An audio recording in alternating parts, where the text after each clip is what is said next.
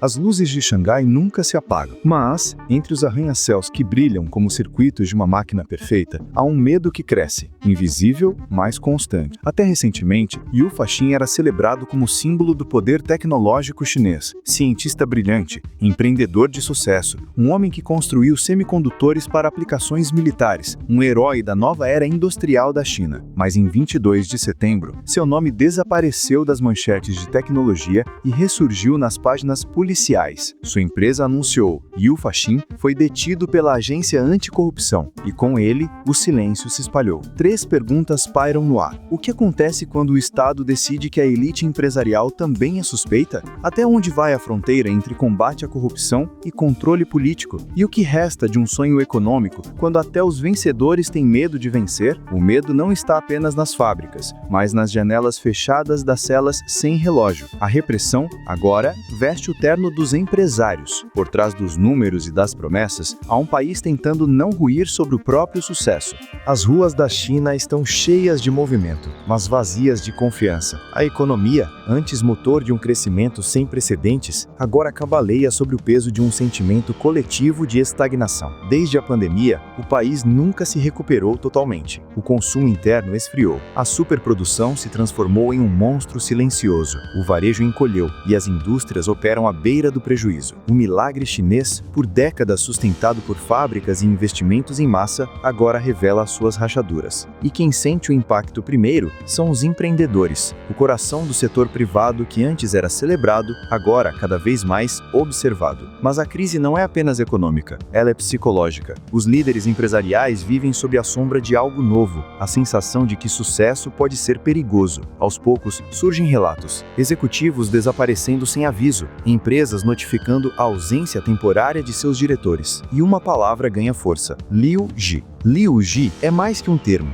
é um símbolo de medo institucional, uma forma extrajudicial de detenção criada em 2018 e que opera fora do sistema judicial comum, sem juízes, sem advogados, sem prazo definido. O Liu Ji foi concebido para investigar corrupção dentro do Partido Comunista Chinês, mas aos poucos expandiu suas garras sobre o setor privado. Hoje, até cientistas e empresários de tecnologia militar, como Liu Faxin, podem ser levados sem mandado judicial. E quando vão, o que resta é o silêncio. As celas do Liu Ji não têm janelas. A luz nunca se apaga. Os detentos são observados 24 horas por dia, até mesmo quando usam o banheiro. O tempo perde sentido. O medo ganha forma. E com o medo, nasce o controle. Mas por que tantos executivos estão sendo levados? A corrupção é realmente o alvo? Ou apenas um pretexto? O número de detenções cresce como uma estatística que o governo prefere não explicar. Em 2024, 38 mil pessoas foram colocadas em Liu Ji, um aumento de quase 50% em relação ao ano anterior. Entre elas, 39 executivos de empresas listadas na Bolsa de Xangai. Um desaparecimento por semana, mas esse é apenas o topo do iceberg. A maioria das detenções ocorre em empresas privadas menores, fora do radar da imprensa e dos investidores. Os alvos estão concentrados em setores estratégicos: tecnologia verde, hardware de computação,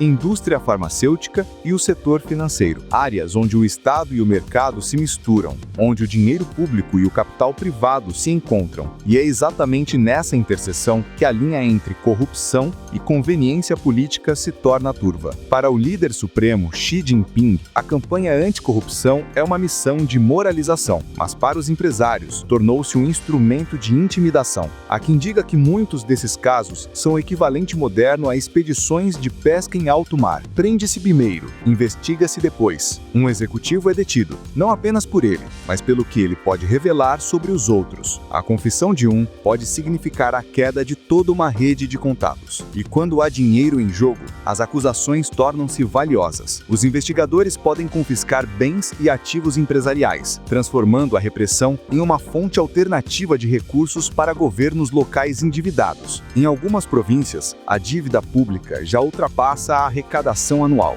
Os governos locais estão quebrados e cada investigação pode ser um negócio lucrativo disfarçado de justiça. Um advogado chinês que prefere o anonimato explica. Quando um governo local prende um empresário de outro distrito, geralmente é porque há dinheiro em jogo. Não é uma questão de lei, é uma questão de sobrevivência política. Essa lógica transforma o sistema judicial em uma ferramenta de poder e de medo. Os empresários percebem, não há proteção, nem contratos, nem influência, nem sucesso garantem segurança. E quando a lei se torna uma arma, o risco maior é o colapso da confiança. A repressão anticorrupção, ao tentar eliminar os excessos, ameaça destruir o que resta do impulso empreendedor chinês. E a pergunta agora é, se até os mais bem-sucedidos podem desaparecer, quem ainda ousará inovar? Mas o controle não para na prisão. Ele continua em liberdade, através de uma nova forma de punição invisível, a lista negra. Imagine perder não apenas sua empresa, mas também o direito de existir como cidadão. Não poder mais voar, viajar de trem, dormir em hotéis, usar cartões de crédito. Na China,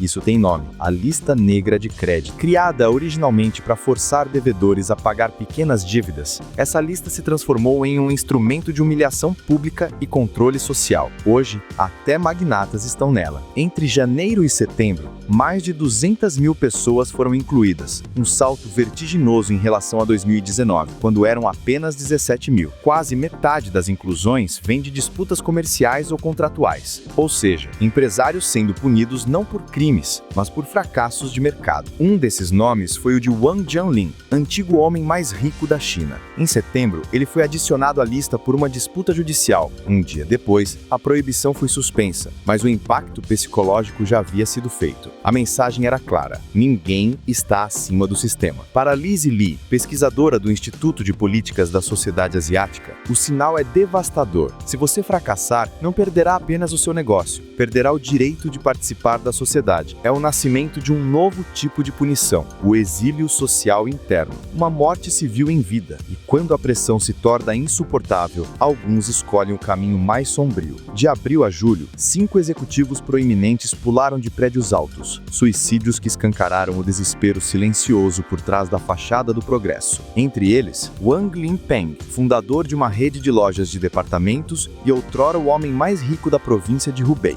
preso em Liujin em abril. Libertado em julho, colocado sob vigilância constante. Dias depois, saltou para a morte. Seu caso não foi isolado, apenas visível. Há muitos outros que ninguém sabe, confidenciou um advogado. Só ficamos sabendo quando é tarde demais. O que começou como uma cruzada contra a corrupção transformou-se em um regime de desconfiança institucional. A elite empresarial vive agora sob vigilância, restrição e silêncio. Um sistema em que a lealdade política vale mais do que o talento econômico. E aos poucos, a China descobre que o medo é um excelente freio para a inovação. Mas se até os mais poderosos tremem, o que isso diz sobre o futuro de um país que quer liderar o mundo? Yang Yufaxin ainda está desaparecido. Ninguém sabe onde ele está, o que confessou ou se algum dia voltará. Seu nome é agora apenas mais um entre dezenas, talvez centenas, de empresários engolidos por um sistema que se alimenta de obediência. A China ergueu-se sobre a promessa do mérito, da eficiência, da disciplina coletiva. Mas quando o medo se torna política de Estado, até o progresso perde o sentido. Hoje, as fábricas continuam funcionando, as bolsas continuam abertas, as luzes continuam acesas. Mas por trás desse brilho, há um país com medo de si mesmo. Um país onde a prosperidade virou suspeita, onde o sucesso é vigiado